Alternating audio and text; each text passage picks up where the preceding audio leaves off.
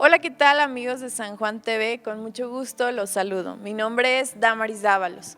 Este programa es muy especial porque es el primer programa de marzo y vamos a estar hablando de una institución que es muy importante para el ser humano. Para mí es uno de los pilares que sostienen toda la sociedad. Este es el caso de la familia. La familia como institución, la familia como núcleo central de nuestros valores, de todo lo que hacemos. Sobre todo en una cultura mexicana en donde la familia es un tema muy arraigado. Vamos a estar platicando sobre eso y algunos datos muy interesantes. Vamos a ver nuestra primera cápsula. ¿Qué tal amigos de San Juan TV? Es un gusto nuevamente poderles saludar. Gracias a todos los que nos permiten llegar hasta sus hogares a través de nuestras plataformas en internet en www.sanjuantv.mx. La resiliencia, un valor para vivir, una virtud para forjar, algo que debemos nosotros tener para afrontar las situaciones que estamos viviendo. Cuando hablamos de la resiliencia, nos referimos a esa capacidad que tienen, sea las cosas, los animales o las personas, para sostenerse y mantenerse ante el cambio y ante la adversidad. Y podríamos decir que abarca dos aspectos. Uno, esa capacidad de afrontar las dificultades, los problemas, la enfermedad, la pérdida de algún ser querido, la pandemia. Y también otro aspecto, el aspecto de la creatividad que impulsa a seguir adelante. Hablemos entonces de lo primero. Cuando hablemos de la resiliencia, nos referimos a esa capacidad que tienen las personas de hacer frente a situaciones difíciles. Es decir, aguantar, soportar la adversidad, mantenerse firmes a pesar de las dificultades, que pueden ser de diversa índole.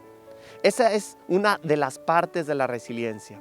Pero no solo quedarse ahí, sino también ser creativos y tener esperanza y moverse hacia adelante para buscar sacar cosas positivas de la adversidad, de la dificultad. Y entonces, aquí un ejemplo de la resiliencia lo podemos encontrar en el tronco de las palmas. Seguramente ustedes conocen las palmeras, espero que así sea. Y ustedes se darán cuenta que donde se dan sobre todo son ambientes donde hay mucho viento. Y también se habrán dado cuenta cómo doblan realmente sus troncos antes de romperse, antes de quebrarse. Esa, digámoslo así, es una parte de la resiliencia. Esa capacidad que tienen estas palmas de aguantar, de soportar el viento que realmente las embate. Si lo comparamos en el ámbito de las personas, es esa capacidad que tiene la persona de soportar también la dificultad, la pena, la enfermedad, la prueba, antes de quebrarse internamente, de romperse. Pero no solo eso, sino también el otro aspecto, de ver con esperanza, de descubrir la oportunidad en medio de la dificultad. Yo creo que en este tiempo de pandemia, la resiliencia es un valor que tenemos que forjar en nuestro interior, porque sin duda alguna nos ha probado de muchas maneras, a nivel familiar, a nivel personal, a nivel social, en ámbitos como la economía, la educación, incluso la vivencia de la fe. Tenemos que ser resilientes, es decir, no permitir que nos quiebre esta situación. Y segundo, tenemos que buscar la oportunidad, porque una crisis siempre va a traer nuevas oportunidades. Lo importante es descubrirlas, ser creativos y buscar la manera de salir adelante. La resiliencia es un valor para vivir. Nos vemos en la próxima. El Día de la Familia es un día instituido por nuestro expresidente Vicente Fox. Él, a través de organizaciones civiles y organizaciones privadas, decidió poner el Día de la Familia para promover los valores y priorizar en primera medida esta gran institución y promover que dentro de la familia tengamos mucha unión y tengamos prosperidad. Vamos a ver nuestra siguiente cápsula. Hola amigos, bienvenidos a otra cápsula de la salud de tu sonrisa. Soy la doctora Melissa Martín. El día de hoy vamos a platicar sobre esa masita blanca y que después se vuelve de otros colores que está alrededor de nuestros dientes. muy conocida también como sarro y por los dentistas conocida como cálculo dental. ¿Cómo es que se forma esta plaquita o de dónde viene o por qué es tan dañina? Principalmente está formada por una proteína que se encuentra en la saliva llamada mucina, por bacterias y restos de alimentos. Esto va también uniéndose a que en la saliva tenemos minerales como fósforo y calcio, que son los que ayudan a que se vaya haciendo más dura, y con el tiempo, si nosotros no cepillamos bien o no usamos el hilo dental adecuadamente, va teniendo ese añejamiento, se podría decir, en boca y se va haciendo más durito. Hay dos detonantes que nos provocan el sarro en boca. Primero, es una mala higiene, mala técnica con a lo mejor un cepillo equivocado, que nos podamos nosotros sentir que nos cepillamos adecuadamente, pero el cepillo no ayude, o que igual lo hagamos muy a prisa y no tengamos una técnica adecuada. Aquí los restos alimenticios son los que se encargan de darle ese cuerpo a esa masita y que sea una masa que luego va creciendo y creciendo y creciendo. La segunda es el pH de nuestra boca, ya depende de nuestra saliva, de nuestros alimentos o también un poco de nuestra higiene, pero no tanto, porque hay personas que tienden a tener esa facilidad de crear sarro, aunque tengan buena higiene, y así se hagan su limpieza cada 6 meses, llegan a tener depósitos grandes de sarrito. En ambos casos la solución es sencilla, es acudir a un profesional de la salud para, primero que nada, aprender cómo cepillarnos, si nuestro cepillo es adecuado, si estamos haciendo la técnica bien y con eso en casa poder ir disminuyendo el problema. Segundo, ir a cada 6 meses, bueno, dependiendo lo que nos recomiende nuestro dentista, de repente es cada 3, cada 6 o cada 12 meses por nuestro riesgo. Les digo, por ejemplo, las personas que tienden a formar el sarro muy fácilmente, quizá tengan esas citas cada 3 meses. Y por otro lado, las personas que tengan el pH no tan bajo pueden ir espaciando sus citas a lo mejor cada año. Los sigo invitando a comentarnos cualquier duda, ya sea del tema que estamos tratando o sobre cualquier otro tema para poderlo también tocar después en las próximas cápsulas. Soy la doctora Melissa Martín y nos vemos en la próxima cápsula de la salud de tu sonrisa. Nunca me había puesto a pensar, pero los invito a reflexionar conmigo. La familia es el primer grupo social con el que vamos a convivir.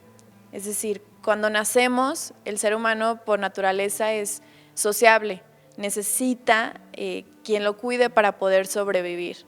Si un ser humano llega solo al mundo, no habría manera de que por sí solo sobreviva. Entonces la familia es este primer contacto que tenemos con el mundo, porque todo va bien mientras estamos en la pancita de mamá, pero cuando llegamos al mundo, la familia es el núcleo que nos va a proteger. Entonces, esa importancia de los primeros papás o los papás que están criando niños en la educación y en hacer sentir a este niño muy seguro y muy cómodo. Porque ¿qué pasa? Hoy en día todo nuestro alrededor es peligro. Tienes que tener un lugar en donde te sientas protegido y qué mejor que sea con tu familia. Vamos a ver nuestra siguiente cápsula, Piedad Mariana. Amigos de San Juan TV, saludándolos en este mes de marzo, en plena cuaresma, doble, la cuarentena espiritual que guardamos y la cuarentena que tenemos que seguir observando en las medidas sanitarias por la pandemia. El valor que vamos a reflexionar en este mes será la resistencia. Resistencia tiene dos sentidos que podríamos hablar, uno positivo, otro negativo. Es ante distintas dificultades de la vida, alguien le dice, resiste. No tienes que dejarte doblegar tan fácilmente. No podrías ceder a tus convicciones. No podrías dejarte llevar por la cobardía o el miedo. Ante una dificultad, más bien, saca las energías suficientes para afrontar la situación. Y entonces, que vienen duras dificultades, resiste. Que se manifieste esa fortaleza, esa grandeza de ánimo, esa fidelidad a tus convicciones. Y que entonces pueda venir cualquier tipo de problema, tú te manifiestas perseverante. Y entonces indica una gran capacidad de ánimo. Pero también resistencia, se habla de una oposición. ¿Cuántos ante una imposición, ante una determinada norma, ante una determinada costumbre, ante ciertas disposiciones que pueden darse, o ante mensajes que puede estar recibiendo, dice, yo no acepto, no estoy de acuerdo. Me opongo.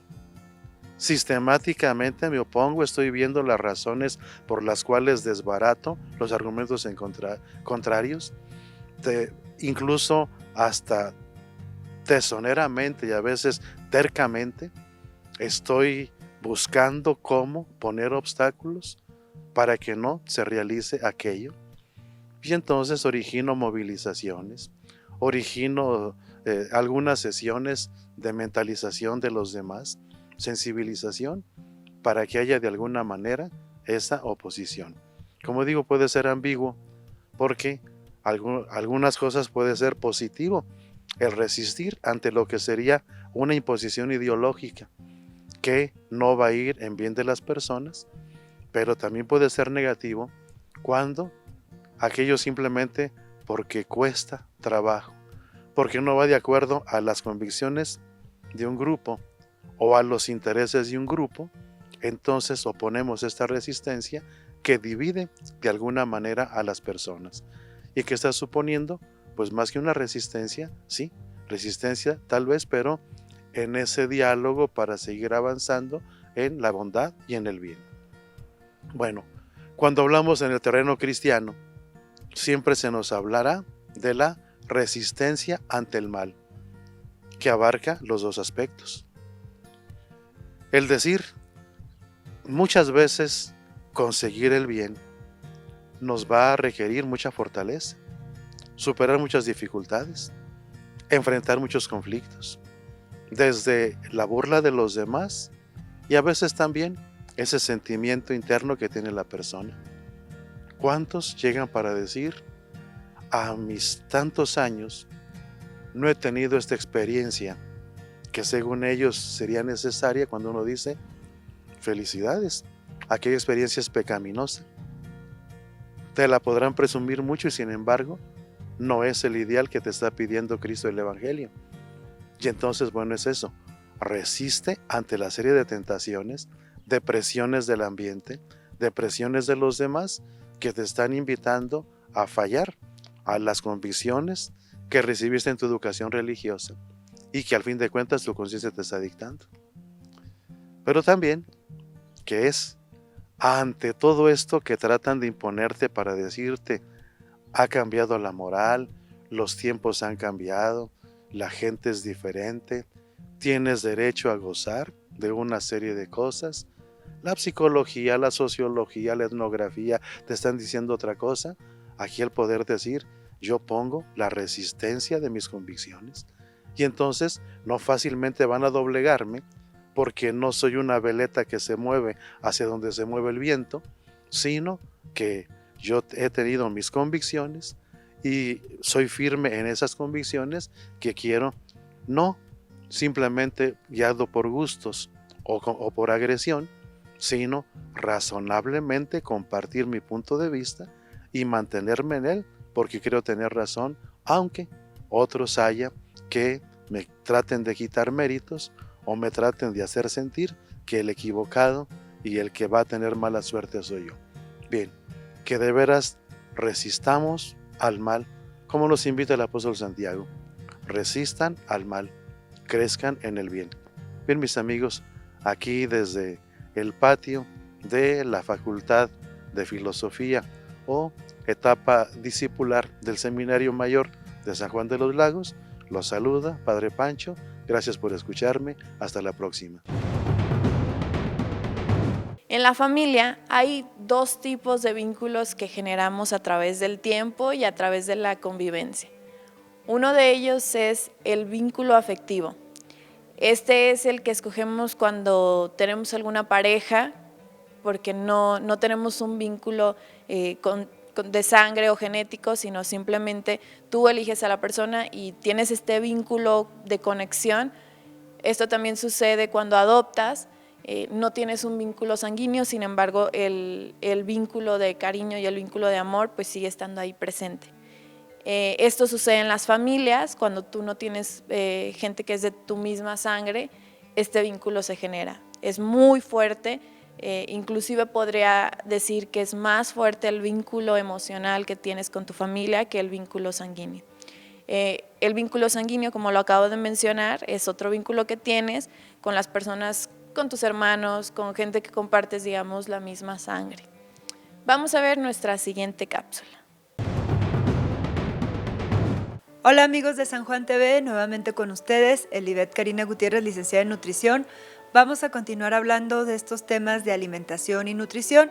Y vaya, para redondear los temas pasados donde hablamos del asunto de las alergias y aquel pequeño detalle de la diferencia entre la intolerancia y alergia, y hablamos de un componente importante que es la histamina, que aquí la clave, de verdad, la clave la tiene tu médico para identificar cuándo es una intolerancia y se puede tratar, digamos, en petit comité, o sea, en el médico y con alguna pequeña asesoría, o cuando ya tienes que ir a buscar atención más especializada de un alergólogo. Incluso el mismo alergólogo se apoya con dietas o buscamos a un nutriólogo para que te diseñe el plan de alimentación. ¿Y cómo sería en el caso de la histamina? Pues es muy sencillo, realmente para nosotros como nutriólogo es muy sencillo. Ya existen listas de todos los alimentos prohibidos y permitidos para cada tipo de restricción. Entonces nosotros nutriólogos nos damos a esa lista donde yo te voy a decir, tengo alimentos de alto que están prohibidísimos en tu alimentación por la cantidad que tienen de histamina. Entonces tú revisarías esos alimentos y esos están prohibidos, o si te llegaras a arriesgar a comerlos, pues entonces tienes que revisar que el resto del día no te sume altas cantidades. Hay otros que son moderados, donde te decimos, bueno, de este te puedes comer 2 o 3 porciones dependiendo del cálculo de histamina que tú vayas a consumir, y los que son libres o bajos en histamina. Y lo que se hace, se diseña un plan de alimentación donde, número 1, se miden tus calorías que tú necesitas. ¿Cómo las medimos? Es muy sencillo. Se hacen cálculos en base a tu peso, a tu edad, a tu estatura y la edad fisiológica, la etapa fisiológica que estás viviendo. Sacas las calorías, en base a las calorías ya haces una distribución de todos los nutrimentos, proteínas, carbohidratos y grasas, y ya de ahí diseñas un menú, porque dieta es lo que como todos los días, régimen de alimentación es lo que vas a comer por esta característica que sería baja en histamina.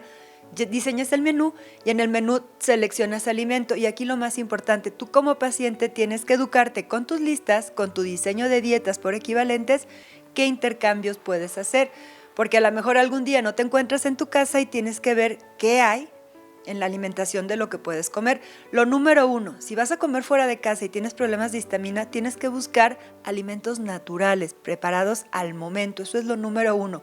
Un alimento, conforme va envejeciendo, va produciendo histamina por las características propias del alimento o por la contaminación microbiana. Ojo, los microorganismos van a aumentar el contenido de histamina al alimento y eso te va a desencadenar reacciones.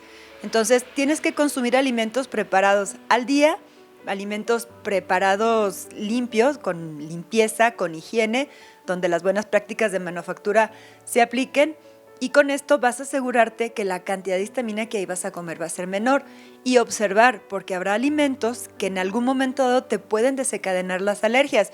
Yo les voy a poner un ejemplo muy particular. La salsa catsup es algo que desde que yo era niña me encantaba. Y hubo una temporada en que la salsa catsup a mí me liberaba histamina y me daba alergia. En la actualidad, si como cantidades moderadas, no me pasa nada, pero pues mejor le tengo mucha precaución a ese tipo de condimento, porque realmente es un condimento que no es indispensable en mi vida. Hay muchas otras cosas que yo puedo utilizar. Esa es la plasticidad que tienes que tener, de pensar, esto me cae mal, entonces yo voy a cambiar por otro alimento. Y ojo, hay otra cosa, un factor importantísimo que tienes que cuidar para que los ataques de aumento de histamina no sean tan frecuentes: tu flora intestinal. La flora intestinal juega un papel muy importante porque ella va a metabolizar algo de la histamina que tienen los alimentos. Entonces, si tu flora intestinal está desequilibrada, está mal, entonces vamos a tener un lío. No te van a ayudar a que las bacterias que puedan liberar histamina o el mismo alimento que ya lo tenga, esto pueda hacer que disminuya. Y para esto, pues voy a hablarles en las siguientes cápsulas sobre flora intestinal. Nuevamente, ya había hecho algunas cápsulas sobre esto, pero quiero ligarla a esto de la histamina, porque muchas veces la alergia o la intolerancia se presenta más cuando tu flora intestinal está afectada. Nos vemos en la siguiente cápsula. Y seguramente todos hemos pensado a lo mejor que nuestra familia no es perfecta, pero ¿cuál familia realmente sí lo es? Yo creo que en todas las casas hay problemas, en todas las casas hay tristezas, en todas las casas se comparten también muchas alegrías, pero no hay un modelo de familia perfecta. Sin embargo, sí hay sentimientos perfectos, que es el amor y la fe. Si dentro de tu familia tienes estos dos, pues van a venir problemas, van a venir tristezas, pero siempre manteniéndose unidos, eso es justamente esa perfección o esa utopía que todos queremos alcanzar. Vamos a ver nuestra siguiente cápsula. Bueno, muy bien, esta secuencia, vamos hoy con la tercera, porque sí sabemos, me ha llegado a mis redes sociales que hay personitas que siguen muy fiel las gotitas de éxito. ¿Qué son las gotitas de éxito? Pues esos mensajes que nos dejan reflexión, poder analizar, poder pensar sobre temas importantes que tenga que ver con el liderazgo, que tenga que ver con negocios, que tenga que ver con metas, logros y objetivos. Vamos a colocar la tercera sesión acerca de el cambio. Habíamos hablado en primera instancia de no tenerle miedo al cambio, no postergar el cambio. En segunda instancia, ver las señales que nos dictan los propios negocios, las propias tiendas, las propias empresas, cuando debemos de cambiar. Porque no se trata tampoco de cambiar por cambiar. Hay cosas que no hay que cambiarlas, pero hay otras que sí, definitivamente el negocio nos dice ya hay que cambiarlos. Vimos entonces esa parte y vamos a añadir entonces ahora evitar errores. Vamos a evitar errores cuando uno quiere hacer un cambio. En primera instancia, son como 12 normas, pero vamos a tratar de ver algunas importantes. La primera de ellas, que en lo particular considero en mi experiencia como coach, una de las más importantes es que si tú eres la persona ejemplo para el cambio. A ver si me hago entender. Cada que tú vayas a proponer un cambio, cada que tú vayas a hacer un cambio, es importante saber si cuando vayas a hacer la propuesta, le vayas a comentar a tus colaboradores, a tus clientes, a tus empleados, les vas a comentar que vamos a hacer un cambio si tú eres ejemplo de ese cambio. Vamos a colocar, abro paréntesis, un ejemplo. Tú quieres que este año tu equipo dé un cambio en disciplina. ¿Por qué? Porque de pronto vienen indisciplinados, pero quiero que cambien y sean más disciplinados.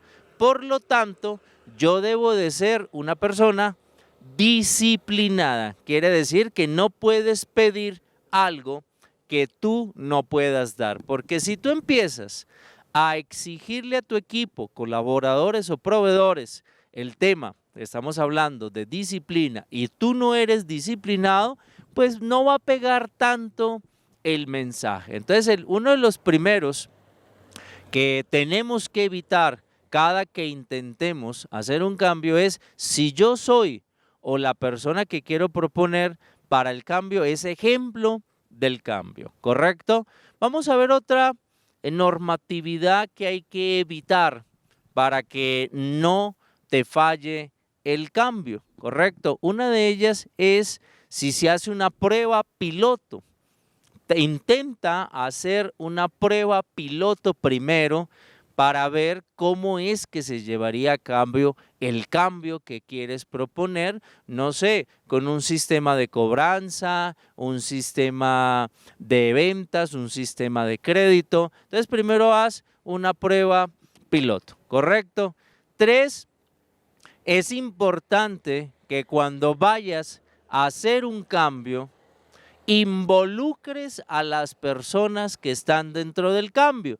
Te voy a tocar un ejemplo que viví como coach asesorando una empresa en alguna parte de la República, donde querían hacer un cambio en el sistema de vigilancia, en el sistema de los veladores, hicieron todo un esquema para mejorarlo, pero nunca invitaron a los vigilantes.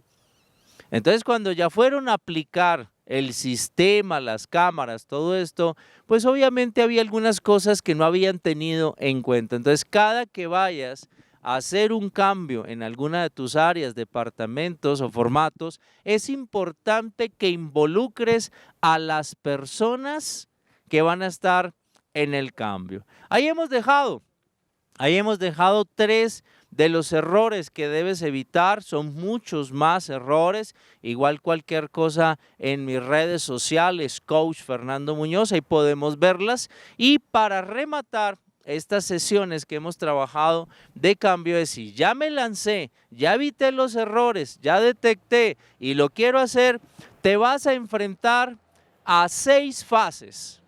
Te vas a enfrentar a 6 fases de cambio. No es fácil, porque uno de los grandes errores para que el cambio no se dé a nivel de negocio, a nivel de empresa, es que creo que anunciar el cambio es hacerlo. Ojo con esto, supremamente importante. Anunciar el cambio no significa que se vaya a hacer el cambio. Entonces usted le dice a su equipo, a partir del lunes vamos a trabajar así, a partir de enero vamos a trabajar así, a partir de tal fecha se va a hacer las cosas así.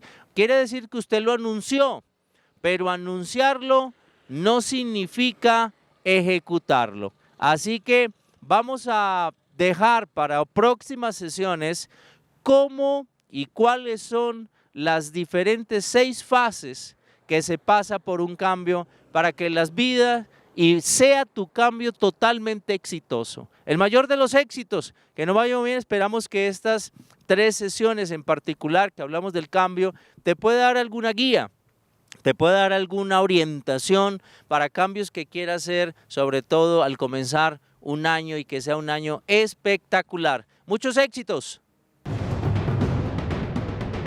Un dato también que me parece importante es que durante la pandemia que hemos vivido, hemos tenido más convivencia con nuestra familia. Es decir, pues muchos de los que estudiaban fuera o de las personas que ya no estaban viviendo en casa, regresaron. Y esto ha sido muy beneficioso para las familias por esta reconexión.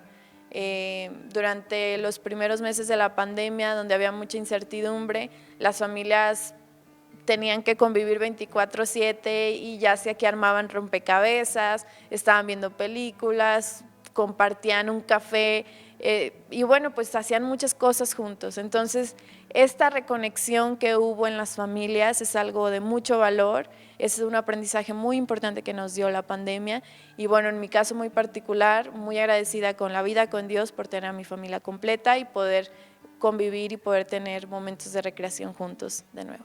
Vamos a ver nuestra siguiente cápsula. Tal vez porque Malca era muy pequeña, le gustaba mirar el cielo, perderse en el azul oscuro y ancho, y contar las estrellas. Se tumbaba en la arena de la playa, dejaba que el aire volara sobre ella y también todas aquellas luces. A veces la abuela se sentaba a su lado, le decía los nombres de las estrellas y le contaba historias del mar. Tal vez porque la abuela era muy viejita, le gustaba hablar de barcos.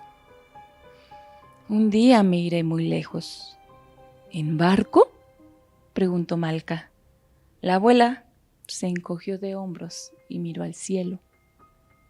En barco, dijo. Por eso, el día en que la abuela murió, Malca echó a correr hacia la playa. Sobre el mar, una luz pequeñita titilaba en la noche. «Adiós, abuela», gritó la niña. Tomó una caracola y la lanzó al mar. Las aguas sonaron, Malca se echó en la arena. Las estrellas parecían juntarse y eran luminosas y líquidas. ¿De qué libro se trata? El viaje de Malca. Aunque textualmente en este cuento no nos dice la importancia que tenía la abuela para ella, la relación que tenían, a través de toda la historia nos damos cuenta de que tenía un lazo muy, muy grande la abuela con su nieta. Y es una historia que en lo personal me encantó por la forma en que es narrada. Yo creo que no es para niños muy, muy pequeños, sino para niños ya un poquito más grandes, que a lo mejor tienen la pérdida de un ser querido y tratan de encontrar respuestas, porque es lo que vemos en este viaje de Malca.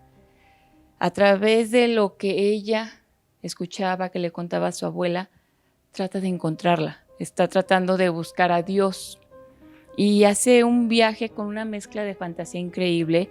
Y otra parte muy, muy importante que hay dentro de esta historia es que en esa búsqueda que comienza en un inicio preguntando a las personas que tiene cerca, vemos cómo hay personas que tienen diferentes creencias porque pregunta en la escuela y sus compañeras, una amiga dice que es judía, otra que es musulmana, y quien es la pareja actual de su madre, él es ateo.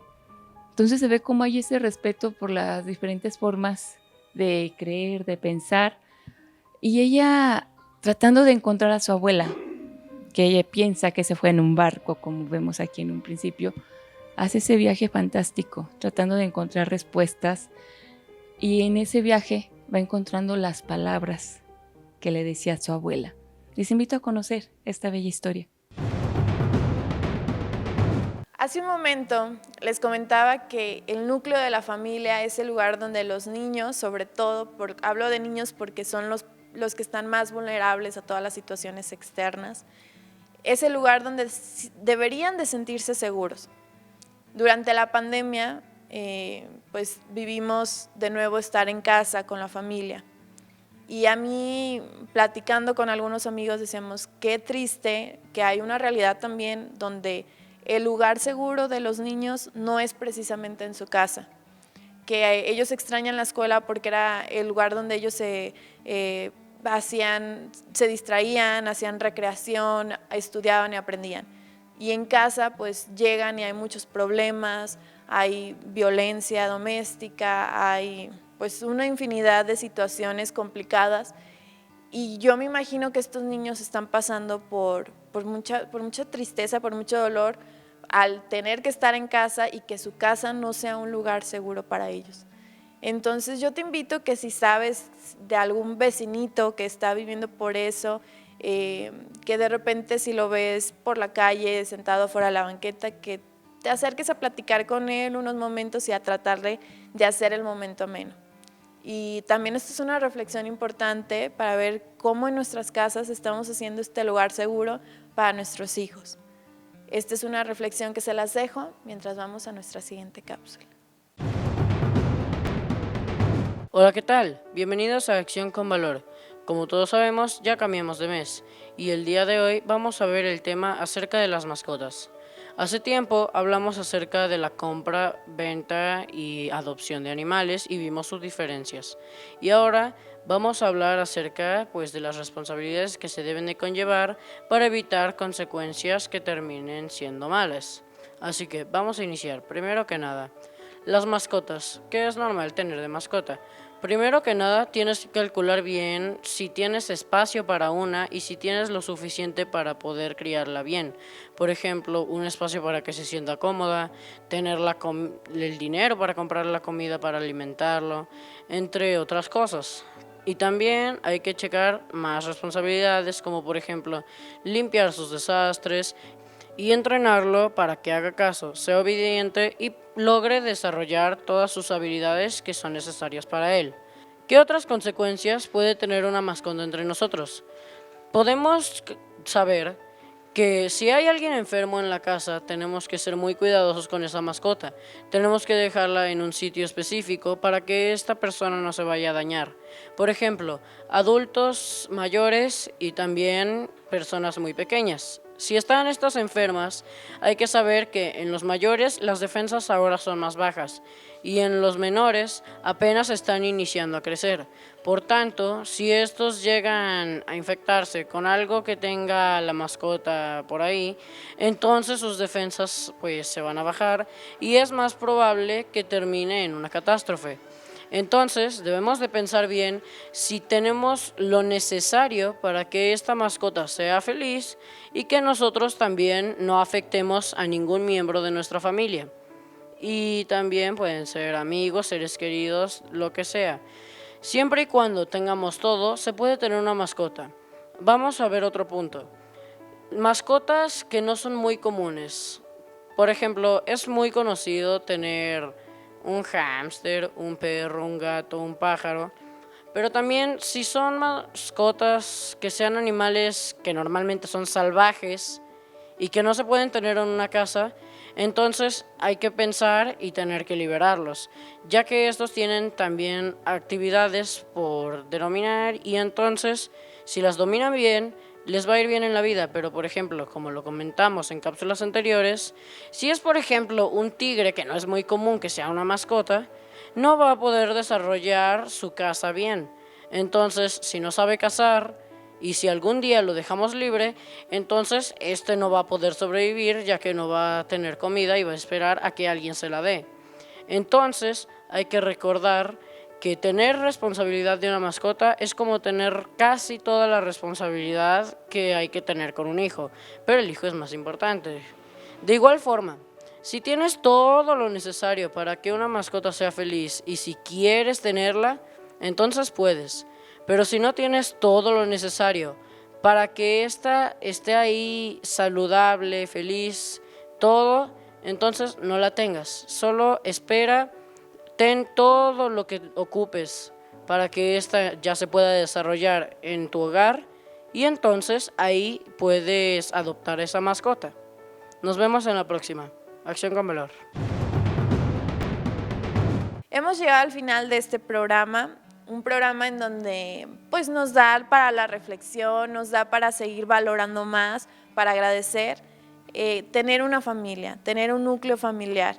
Qué importante crecer rodeado de amor.